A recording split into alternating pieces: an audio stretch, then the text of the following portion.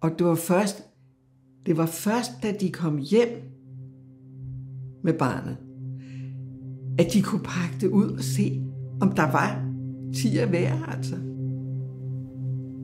Så der var virkelig grund til at starte forældrefødsel.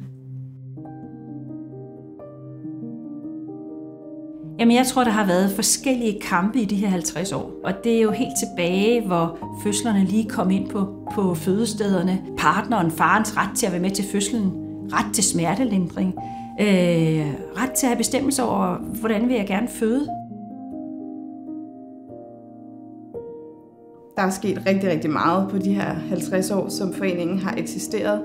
Bare det, at i dag er det jo en selvfølge, at far eller partner kan være med til fødslen. Det var det ikke for 50 år siden. I dag er det en selvfølge, at man selv bestemmer, hvornår det barn skal ammes, og det ikke er noget, som sygeplejerskerne bestemmer, eller de er adskilt fra forældrene.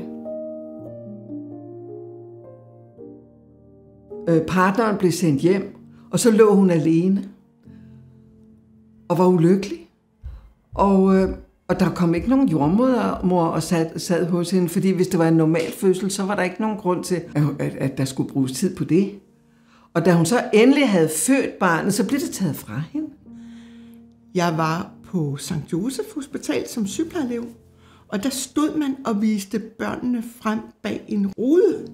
Så kunne faren og andre, de kunne komme og se det lille nye barn. Og der lå barnet 24 timer i døgnet, undtagen 20 minutter hver 4. time.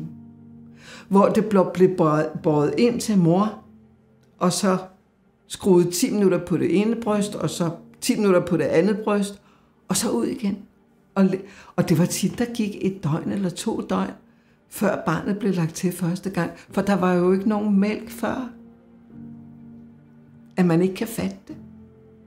Hvor vanvittigt vigtigt det er. Og jeg har en fornemmelse af, at vi kun i virkeligheden er begyndt at skrabe i overfladen over, hvad fødslen betyder for mor, og først og fremmest, hvad fødslen betyder for barnet. Jeg var indlagt i 2 uger op til et planlagt kejsersnit, der dog blev et hyperakut kejsersnit. Og min tid i den her indlæggelse var de værste uger i mit liv. Forældre og fødsel var for mig et fællesskab, der greb mig lige fra starten. Og jeg ved godt, at alle fødsler er forskellige, men alle har jo brug for omsorg og støtte i den første tid, og det fandt jeg hos forældre og fødsel. Jeg opsøgte forældre og fødsel i forbindelse med en ammestrække ved min datter på 6 uger. Jeg oplevede den rådgivning som utrolig personlig og nærværende og sådan, dybfølt, fordi det ligesom er en person, der står i den anden ende, der 100% kan sætte sig ind i situationen. Rigtig mange af de opkald, vi modtager i ammerådgivningen, handler i sin essens om, at moren har brug for at blive styrket i sin tro på, at det godt kan lade sig gøre at amme. Der er i høj grad brug for forberedelse på den del af forældreskabet, der kommer efter fødslen, som blandt andet indebærer amning. Og så er der behov for vejledning og rådgivning fra et sundhedspersonale, der har tid.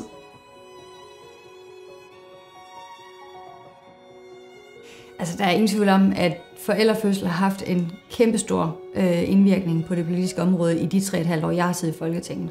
For mig som politiker har det været nødvendigt at have forældrefødsel i forhold til at blive klædt på og mærke, hvad er det, der egentlig rører sig. Og I rykkede også på nogle ting. Altså, der er jo nogle ting, man som mor og selv har prøvet 2 fødsler, tænker, at så er det sådan, at alle oplever det. Og det fandt jeg ud af gennem jer. Det var det jo så bestemt ikke i hvert fald. Forældrefødsel organiserer jo os forældre. Alle andre steder i vores samfund, der er vi så vant til at være organiseret. Hvis vi ikke havde forældrefødsel, så havde vi heller ikke en stemme for dem, som føder. Jeg synes, at de her 50 år er gået enormt stærkt. Og jeg synes, at når jeg tænker på, hvor man kom fra i slutningen af 60'erne og begyndelsen af 70'erne, så er det jo en helt anden verden. Forældre af fødsel har kæmpet i 50 år for bedre vilkår for kommende og nye forældre, og vi vil fortsætte med at kæmpe.